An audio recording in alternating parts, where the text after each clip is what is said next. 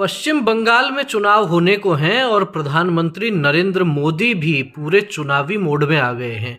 प्रधानमंत्री नरेंद्र मोदी ने पूर्वोत्तर राज्यों का दौरा किया, असम और पश्चिम बंगाल का, और पश्चिम बंगाल को लेकर बड़ी बातें उन्होंने कही। उन्होंने कहा कि पश्चिम बंगाल एकमात्र ऐसा राज्य है जहां पर आयुष्मान भारत योजना लागू नहीं की गई। टीएमसी की जिद के कारण गरीबों का बड़ा नुकसान हो गया है और ऐसी निर्मम सरकार की विदाई करना बहुत जरूरी है।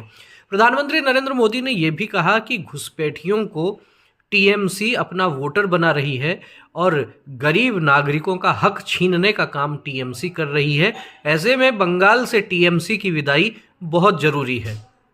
प्रधानमंत्री नरेंद्र मोदी ने कहा कि बंगाल के चारों तरफ आसपास में भाजपा की सरकार है जो विकास के लिए प्रतिबद्ध हैं, और बिहार जीतने के बाद भी उन्होंने कहा था कि ये मां गंगा का आशीर्वाद है और मां गंगा के आशीर्वाद से ही अब पश्चिम बंगाल में भी भाजपा विकास की गंगा बहाएगी।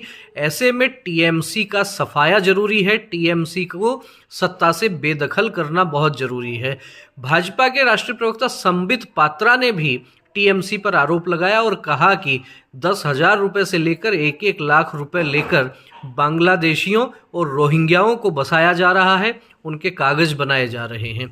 बड़ा आरोप संबित पात्रा ने लगाया। लेकिन प्रधानमंत्री नरेंद्र मोदी ने जिस तेवर में, जिस अंदाज में टीएमसी को घेरा, निश्चित रूप से चुनावी सरगर्मियां तो वहां बढ़ी हुई हैं ही, लेकिन साथ ही साथ अब ममता और मोदी का मुकाबला, ये आमने सामने का मुकाबला हो गया है। और खुलकर ममता बनर्जी एक तरफ अमित शाह पर आरोप लगाती हैं, जब ईडी की रेड पड़ती है तो ममता बनर्जी कहती हैं कि आप अपने गृह मंत्री को कंट्रोल कीजिए, और वहीं दूसरी तरफ प्रधानमंत्री नरेंद्र मोदी आयुष्मान भारत योजना के माध्यम से टीएमसी को घेरने का काम कर रहे हैं। घुसपैठियों, रोहिंग्याओं, बांग्लादेशियों को लेकर भी बड़े आरोप टीएमसी पर लग रहे हैं।